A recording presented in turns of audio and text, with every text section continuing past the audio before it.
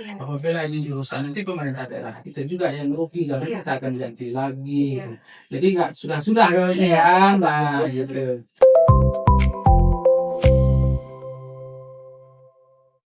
Assalamualaikum warahmatullahi wabarakatuh. Kembali lagi bersama saya Rima di podcast Ruang Informasi. Hari ini kita kedatangan tamu narasumber dari Dinas Kawasan Permukiman dan Pertanahan Kabupaten Sarolangun yang akan membahas tentang kawasan permukiman dan program bedah rumah. Hari ini saya sudah bersama Bapak Bustari, Kepala Bidang Kawasan Permukiman ya Pak ya. Betul. Apa kabar Pak hari ini? Alhamdulillah baik. Kayaknya kita sebelahan ya Pak ya. Iya. Teman hari ini. Sebelah kantor ya. Jadi kita dekat. Iya. Dekat walaupun tapi kita jarang ketemu juga ya Pak. Nah hari ini kita ketemu dan kita akan membahas nih tentang Sarolangun Menyala dan program rumah bedah. Oke. Nah Pak, gimana kita langsung aja masuk topiknya? Ya, menurut Bapak nih, mendengar semangat Sarolangun Menyala itu bagaimana Dinas Perkim menerjemahkan dalam program nyata untuk masyarakat? Iya. Sebenarnya ada dua ya. Iya. Sarolangun Menyala atau Sarolangun Terang gitu kan. Sarolangun Menyala atau Sarolangun Terang. Jadi secara umum tadinya di sebelum ini kita lihat bahwa Sarolangun ini agak kurang ya di cairan di malam hari. Ya. Tapi setelah kita siasati dan ternyata ada beberapa yang harus kita benahi, semua termasuk manajemen, termasuk di lapangan juga kita harus benahi, sehingga Sarolangun ini menjadi Sarolangun Menyala gitu. Iya. Dan seiring itu juga program Pak Bupati Sarolangun, dan Wakil Bupati Pak Humin dan Pak Geri ini juga menekankan, menitikberatkan terkait dengan Sarolangun Menyala terang. Jadi sepertinya nampak bahwa Sarolangun di malam hari itu kayak wah gitu. Iya, Gitu. terang ya Pak ya. Nah, itu progres lampu-lampu di jalan atau udah langsung masuk ke pelosok-pelosok Pak? Saat ini kita sudah menjangkau di kota Sarolangun secara umum hampir dinyatakan clear. Namun ada beberapa titik yang masih kita penambahan, perbaiki. Kemudian nanti kita akan menyasar ke kota-kota kecamatan, kemudian nanti ke pedesaan juga. Jadi Sarolangun Terang itu semua masyarakat akan dilayani dengan lampu ini.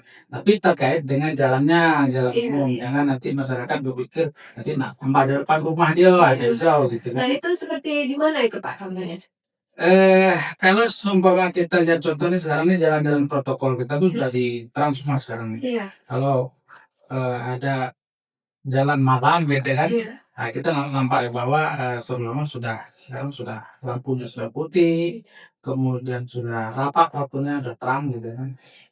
Kemudian di desa-desa juga sudah sebagian ada yang sudah dipasang dan masyarakat desa juga sudah menikmati lampu ini gitu kan, sudah ada beberapa desa yang sudah kita pasang. Alhamdulillah terakhir kemarin desa Mentawak baru gitu ya. Kemudian sebelumnya juga desa. Namun perlu kita catat bahwa ini akan terus penambahannya gitu. Berarti di desa udah lampunya udah menyala ya Pak ya? Iya. Itu kadang Pak, mohon maaf ya Pak ya, ini di komplek kita perumahan itu ada juga lampu. Kenapa itu Pak pemilihan lampunya dulu warna kuning sekarang jadi warna putih Pak? Wah iya. Mungkin ini maksudnya dari Sarolangun Menyala tadi. Iya betul, ini menarik sekali pertanyaan ini. Kenapa pemilihan lampunya warna putih? Kemudian kita meninggalkan warna kuning gitu kan. Jadi warna kuning, saya harus jelaskan dulu warna kuning ini adalah lampu jenisnya sodium, gitu kan, sodium. Jadi jenis sodium yang seperti ini dia boros energi. Jadi dulu kita sebelum kita penggantian secara masif, itu pembayaran kita di sisi rekening listrik itu lumayan bengkak sampai 350 juta per bulannya. Dan alhamdulillah hari ini sudah kita ganti secara menyeluruh gitu kan. Kemudian kita pasang baru juga gitu kan. Alhamdulillah sudah kita pasang tuh lebih dari 2.000, hampir 2.000 sekarang. Jadi hampir 2.000 yang sudah terpasang itu pembayarannya kecil. Jadi sekarang ya kisarannya sekitar di bawah 200 juta. Kalau tadinya 380, sekarang di bawah 200 juta. Nah ini adalah bentuk efisiensi kita juga gitu kan. Nah akhirnya masyarakat juga menikmati dengan biaya yang murah, kemudian pemerintah juga terbantu dengan efisiensinya, kemudian lampu yang kita terima itu lebih terang dari yang kuning. Gitu. Makanya saya menjadi menyala ya. Wah, menyala ya. Jalan-jalan. Ini kendala itu ada nggak Pak? Setelah memasang lampu putih ini ada nggak kendala-kendala dari masyarakat mengadu atau masalah lampunya tiba-tiba mati atau gimana tuh Pak? Ya, alhamdulillah kalau untuk lampu yang warna putih ini, kita memang pilih lampu yang berkualitas tinggi, kemudian dibuktikan dengan garansi 5 sampai 6 tahun. Artinya 5 sampai dengan 6 tahun digaransi oleh pabrikannya. Apabila ada mati dia langsung mengganti dan kami langsung pasang penggantian itu gitu kan. Untuk ke depan 5 sampai 6 tahun depan kita bebas untuk pembelian lampu yang sudah kita pasang. Artinya memang digaransi dijamin oleh perusahaan itu untuk 5 sampai 6 tahun. Tapi potensi pemakaian ini bisa sampai dengan 10 tahun mungkin. Artinya 4 tahun ke depan tidak ada garansi, tapi dia masih tetap bisa digunakan. Gitu. Jadi terkait dengan masyarakat ada keluhan sampai hari ini belum ada keluhan, tapi keluhannya ya lampunya minta ditambah aja. Gitu. Gimana nih Pak? Ini kan komplek perkantoran Pak. Iya, iya. Mungkin bagaimana nih himbauan untuk anak-anak muda agar bisa menjaga fasilitas lampu di jalan? Ya, kami juga menghimbau sebenarnya kepada pengguna atau pemanfaat gitu kan atau bahwa lampu ini dipergunakan untuk masyarakat secara umum karena ini lampu penerangan jalan umum judulnya. Jadi ini akan digunakan untuk masyarakat secara luas secara umum gitu. Nah, terkait dengan adanya katakanlah oknum atau anak-anak muda sekarang yang mungkin lagi Jahil ya. mencari jati dirinya ya. Nah, jadi kita mengimbau untuk apa namanya menjaga, merawat atau menikmati aja lah jangan dirusak gitu kan. Lampu-lampu yang sudah kita pasang karena ini adalah aset dari pemerintah daerah. Iya. Apabila ini dirusak nanti pemerintah daerah kita juga yang rugi karena Iya. kita akan ganti lagi. Iya. Jadi nggak sudah kalau ini ya, nah gitu. Kita Karena selama ini dari tahun-tahun lama, yang saya lihat itu kenakalan-kenakalan dan kejahilan mereka itu kadang di lampu, kadang dimatiin ya kan komplek jadi gelap gitu. iya. Nah, ini kita bukan masalah tentang salah menyala aja Pak, ini ada program bedah rumah. Nah, Nah. bagaimana nih Pak? Sudah berapa target program bedah? Bedah rumah untuk kami juga di tahun 2024 kemarin itu sebenarnya udah membangun lebih kurang 60 rumah. Udah 60 banyak ya rumah Pak ya? masyarakat yang tidak mampu ya. Artinya rumahnya itu rumah yang tidak layak huni gitu kan. Nah kita bangun sehingga menjadi rumah yang layak untuk dihuni. Yang dikatakan layak itu ya rumahnya higienis, ada apa namanya toiletnya di dalam, kemudian secara lantai bersih, kemudian dinding juga bersih, gitu kan itu kita katakan layak untuk dihuni oleh masyarakat sehingga masyarakat merasa nyaman tinggal di rumah itu. Nah itu untuk target di tahun 2025 sekarang nih karena mengingat keterbatasan gitu kan, ini baru ada sekitar 5 rumah yang akan masuk dalam apa namanya perencanaan tahun 2026 ini, ya kan? Tapi mudah-mudahan ke depan ada penambahan yang lebih signifikan terkait dengan karena masyarakat kami tahu banyak yang membutuhkan itu. Jadi nanti dengan membaiknya ekonomi pemerintah juga mudah-mudahan ini akan bertambah banyak. Mudah-mudahan sama-sama kita berdoa ke depan pemerintahan yang bagus, kemudian keuangan negara juga membaik, masyarakat juga akan terbantu secara keseluruhan. Begitu. Emang masih banyak di tempat salon ini membutuhkan rumah layak huni? Sebenarnya sangat banyak hampir di semua desa itu ada. Yang Di paling semua banyak di mana itu Pak di sana?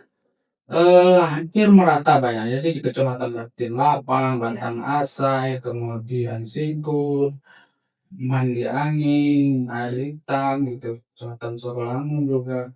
Hampir di setiap kecamatan ini eh, merata sangat membutuhkan. Karena ini terkait juga dengan pemberantasan kawasan kumuh. Jadi apabila rumah yang tadi tidak layak huni sepertinya terlihat kumuh gitu kan. Nah ini juga dalam rangka membatasi atau pemberantasan menghilangkan eh, zona-zona kumuh. Jadi apabila ini bisa kita terapkan dan masyarakat juga menikmati lingkungan yang higienis, lingkungan yang bersih, kemudian lingkungan yang jauh dari kata kumuh seperti itu. Itu kategori yang hidup yang di desa tapi nggak ada tempat. Gimana itu Pak maksudnya? Kategori Yang apa yang kita bangun ini kan sebenarnya ada program pusat. Program pusat itu namanya BSPS gitu kan. ya? Itu biasanya pusat ini membantu secara apa namanya stimulus, kemudian dibantu anggaran. Ya kalau kita bilang nggak cukup lah anggaran Iya. itu gitu kan. Tapi sudah cukup membantu. Ini apakah dindingnya yang diganti atau atapnya yang diganti atau lantainya diganti. Ya ini program pusat ada. Di Semangun juga lumayan banyak dapat di tahun ini gitu kan. Kemudian yang eh, pemerintah daerah bangun yang masuk di dalam rumah kawasan pemukiman Pekin itu lengkap. Jadi rumah ini tadinya tidak layak bagi untuk dihuni, itu dibongkar. Secara keseluruhan dibongkar, bangun baru. Nah ini bangun baru mulai dari nol. Jadi pondasinya, kemudian dindingnya, kemudian atapnya, sampai dia bisa eh, bertempat tinggal di rumah itu lagi gitu kan. Nah apabila dia misalnya masih layak lahannya di situ, ya tetap bangunnya di situ. Tapi kalau lahannya ini mungkin tidak mumpuni lagi ya, apakah itu dekat dengan pinggir air, Iya. pinggir sungai gitu kan. Nah ini kalau kalau seperti ini kita akan upayakan pindah lokasi. Jadi lokasinya bisa pindah tergantung dari si penerima tadi yang memiliki lahan di mana gitu. Nah, Berarti lahannya harus memilih itu dari dinas Perkin juga? untuk Ya, lahan itu pemerintah. lahan masyarakat punya, gitu Iya. kan. Masyarakat kan lahannya nanti kan ada rumahnya tuh. Nah, lahan itu sedapat mungkin lahan itu lahan yang dikasih orang, tapi rumahnya dibongkar. Iya. Kemudian apabila tidak layak lagi nih di lokasi itu, maka kita cari lokasi baru yang memang lebih layak untuk kita bangun. Gitu. Nah, bagaimana nih Pak Perkin menyikapi terhadap efisiensi sekarang ini? Eh, Perkim ini sebenarnya sudah dari awal tahun sudah membayangkan itu efisiensi akan berlaku gitu kan. Terkait kita kembali lagi ke lampu jalan Iya, ini contohnya iya, gitu Pak. kan. Eh, Kami ada namanya membeli material. Pembelian material ini kita lakukan efisiensi. Contohnya seperti ini contoh. Iya. Kita ada beberapa material yang kita buat sendiri. Jadi kalau kita buat sendiri, kita tinggal beli mentahnya aja. Misalnya stick misalnya ya, stick lampu yang untuk dipasang lampu Iya. itu. Nah itu kalau kita beli di di pasar, itu satunya bisa mencapai 300.000 satu sticknya. Kemudian kita beli bahan mentahnya aja, bahan mentahnya itu bahan mentahnya cuman harganya itu katakanlah 200.000 gitu kan bahan mentah. Itu dapat 3 atau minimalnya dapat 2 gitu kan. Nah, dengan kita beli tadi di pasaran kita beli 300.000, kemudian kita buat sendiri dengan kita beli mentahnya dengan bahan mentah 200.000, artinya kita dapat 2, artinya kita bisa mengefisiensi itu lebih kurang 150.000 per satu unitnya gitu kan, per satu apa namanya, satu unit yang kita butuhkan gitu. Sementara kita kebutuhannya lebih kurang 500 unit gitu kan. Nah, kalau kita kebutuhannya 500 unit dikalikan dengan 150.000 gitu kan, kita bisa efisiensi lebih kurang hampir 75 juta. Ini kita memaknai efisiensi ini gitu kan. Itu satu satu item, sementara kita ada beberapa item yang seperti itu. Dan setelah kami hitungkan untuk kebutuhan kami di tahun kami bisa menghemat itu di hampir 200 juta dari material yang seperti ini aja. Nah ini artinya ini efisiensi barang boleh kita beli, namun kita mengurangi kos-kos yang semestinya tidak perlu dan akhirnya kita mendapatkan barang yang berkualitas sama dengan yang kita beli di pasar. Nah mungkin itu yang efisiensi kami maknai dengan apa namanya dengan pembelian barang dengan pemasangan lampu seperti itu. Ini kita aja nih Pak, nih Rawamangun kan memiliki wilayah yang luas ya Kak ya. Bagaimana Perki memastikan pembangunan tidak hanya fokus di perkotaan tapi juga menyentuh ke desa-desa? Menarik ini pertanyaan. Jadi memang saat ini program Pak Bupati kan baru berjalan belum setahun ya, Iya. belum setahun gitu kan. Nah artinya udah setahun ya mungkin ya.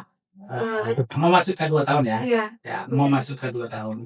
Jadi artinya ada akselerasi yang lebih sebenarnya dari kita bayangkan bahwa untuk di kota Sorwangon itu sudah hampir dinyatakan clear. Untuk itu baru setahun berjalan gitu nah. Nah artinya selebihnya kita akan menyasar ke desa-desa ke kecamatan-kecamatan gitu nah.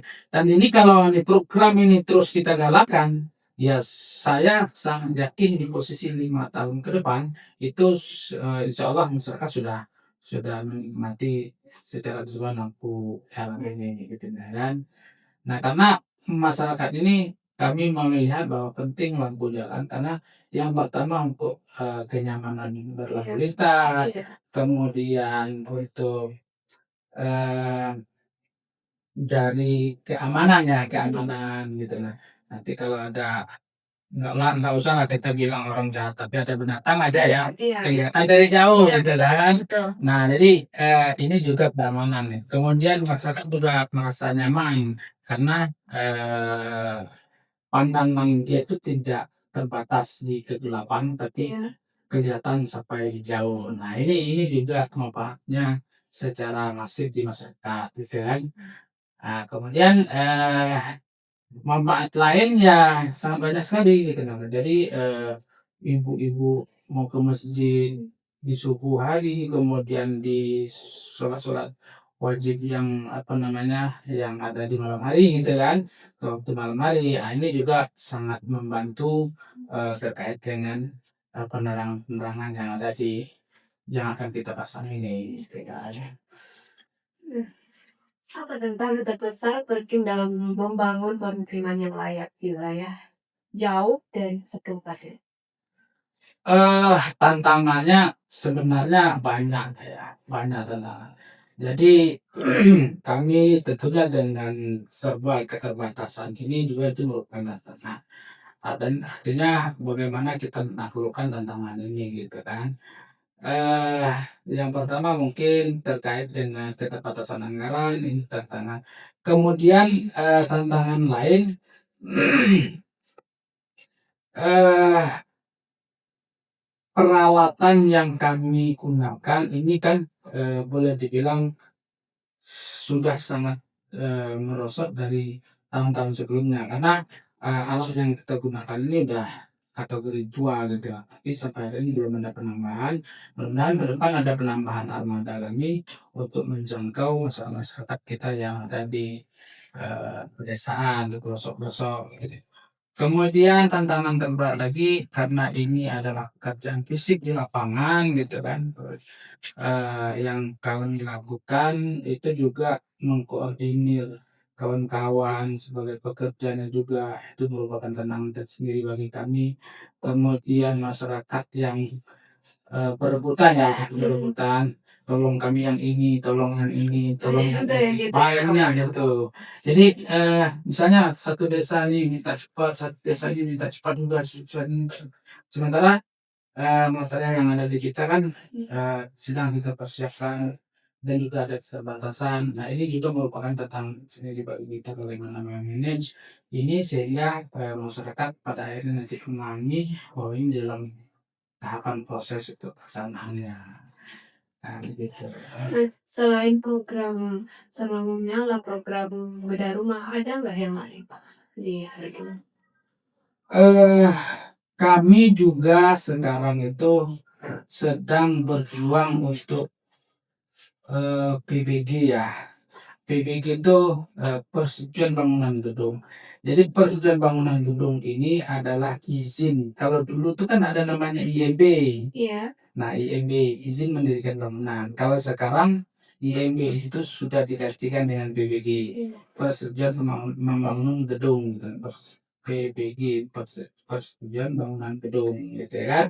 Nah, ini PBG ini juga tantangan juga bagi kami karena di tengah masyarakat sekarang yang tidak mau peduli dengan jarak sepadan jalan, jarak sungai gitu kan. Ini juga tantangan bagi kami bahwa ini harus kami tertibkan gitu kan. Nah, artinya ini juga menjadi tantangan kami supaya masyarakat bisa tertib untuk pengurusan izin bangunan.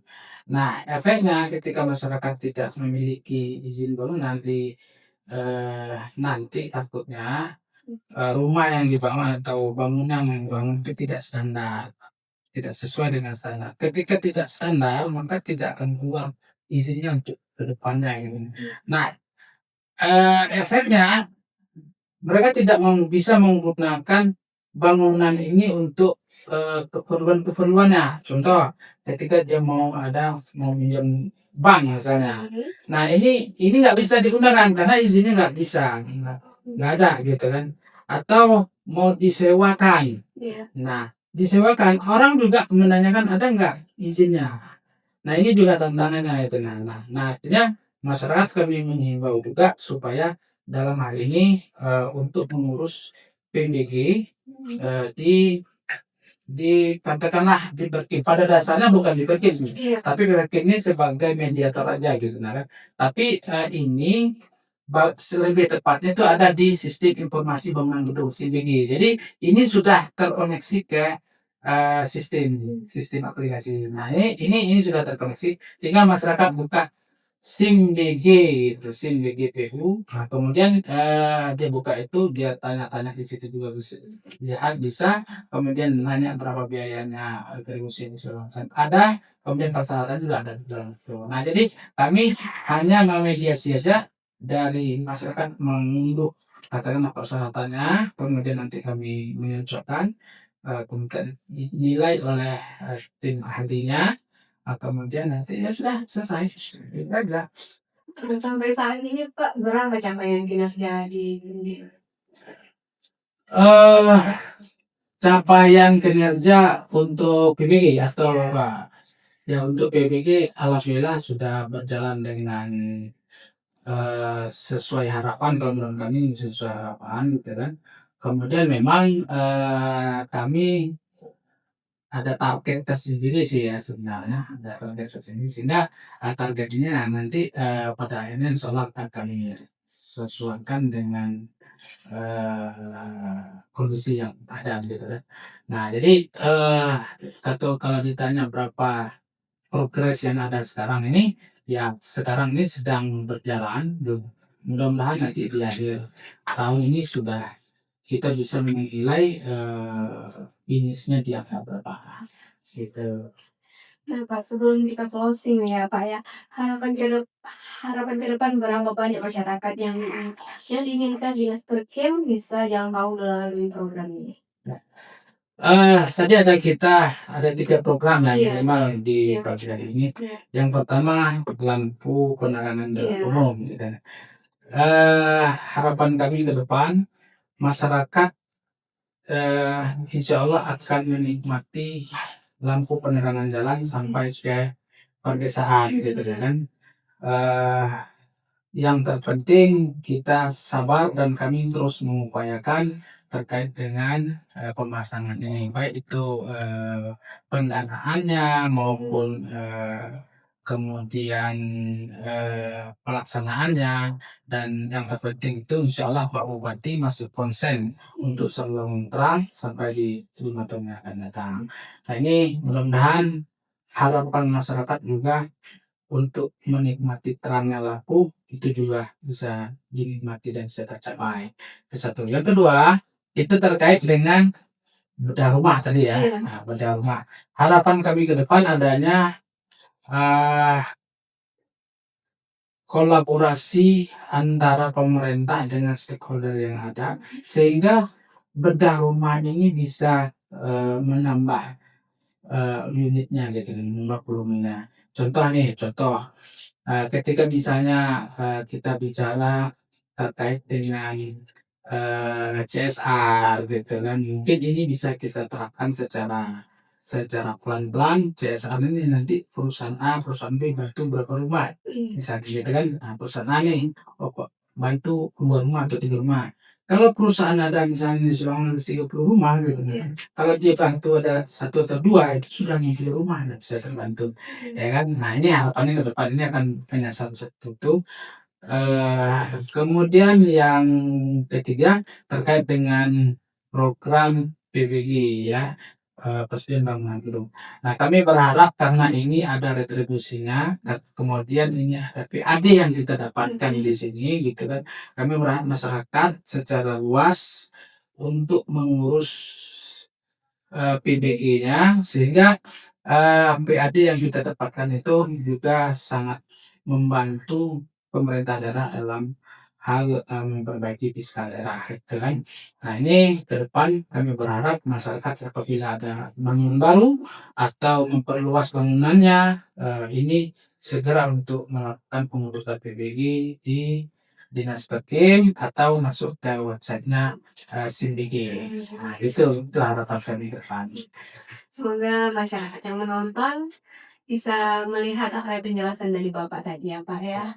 Ya, Terima kasih, Pak, udah menjelaskan. Terima kasih. Semoga masyarakat semakin memahami bahwa bedah rumah bukan hanyalah memperbaiki bangunan, tetapi membuka jalan menuju kehidupan yang lebih layak. Saat lampu menyala, dimulai dari rumah yang nyaman dan keluarga yang kuat. Saya sebagai host, Rima undur diri. Wassalamualaikum warahmatullahi wabarakatuh. Waalaikumsalam warahmatullahi wabarakatuh.